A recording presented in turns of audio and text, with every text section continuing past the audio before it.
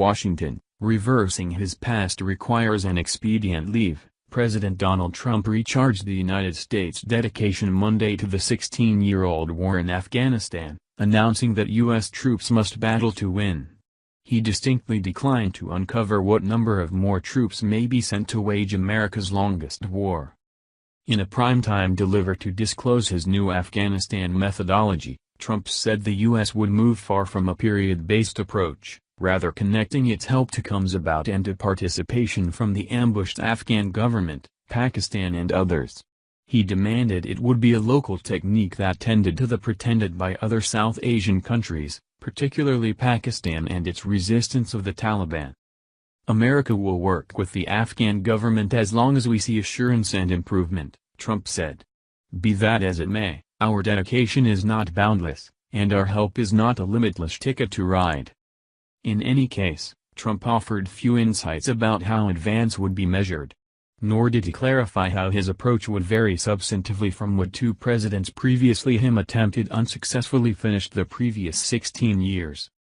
Despite the fact that Trump demanded he would not discuss quantities of troops or broadcast military moves ahead of time, he implied that he'd grasped the Pentagon's proposition to support troop numbers by about 4,000, expanding the approximately 8,400 Americans there now. We will ask our NATO partners and worldwide accomplices to help our new procedure, with extra troop and financing increments in accordance with our own. We are sure they will, Trump said. His remarks were reverberated by Defense Secretary Jim Mattis, who said in an announcement that few of those partners had joined the U.S. in resolving to support troop levels. While Trump focused on his methodology was about something other than the military, he was ambiguous on different perspectives. He offered no specifics on guaranteeing Afghanistan's monetary improvement or on securing another strategic organization in the locale. However, on one point, the meaning of triumph, Trump was unequivocal. He said American troops would battle to win by assaulting adversaries, smashing al-Qaeda, averting fear assaults against Americans and destroying the Islamic State gathering, whose member has picked up toehold in Afghanistan as the U.S. presses the fanatics in Syria and Iraq. Trump's meaning of a win strikingly did exclude overcoming the Taliban, the gathering whose harboring of al-Qaeda drove the U.S. to war in Afghanistan in the days after the 9/11 assaults. Like President Barack Obama before him, Trump yielded that any arrangement that conveys peace to Afghanistan may well include the Taliban's interest. Sometime in the not-so-distant future, after a powerful military exertion, maybe it will be conceivable to have a political settlement that incorporates components of the Taliban in Afghanistan, Trump said. Trump said his unique intuition was to haul out, insinuating his since quite a while ago communicated before getting to be president that Afghanistan was an unsolvable entanglement requiring a quick U.S. withdrawal.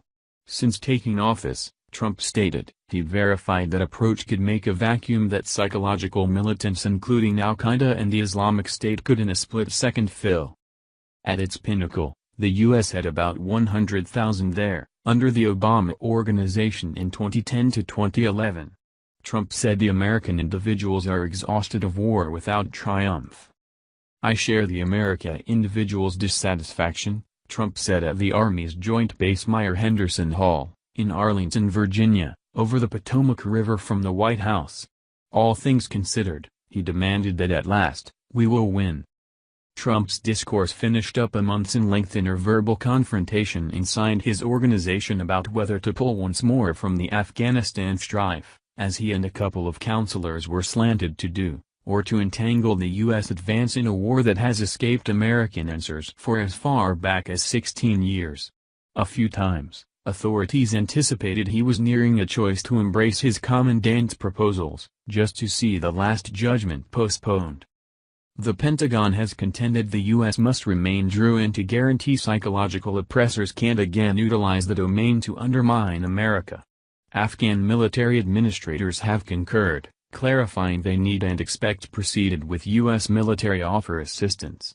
In any case, chose authorities in the U.S. have been blended, with many upholding against sending more troops. As a hopeful, Trump scrutinized the war and said the U.S. ought to rapidly haul out. However, he likewise battled on a promise to begin winning wars. Leaving now, with the Taliban resurgent, would be difficult to offer as triumph. I believe there's a relative sureness that the Afghan government would in the end fall, said Mark Jacobson, an Army veteran and NATO's previous appointee agent in Kabul. And keeping in mind that Trump has vowed to put America first, keeping U.S. interests over any others, his national security guides have cautioned that the Afghan powers are still excessively frail to prevail without offer assistance. That is particularly imperative as the Taliban progress and oppressed Islamic State assemble searches for new safe houses past Syria and Iraq. Indeed, even now, Afghan's administration controls quite recently a large portion of the nation.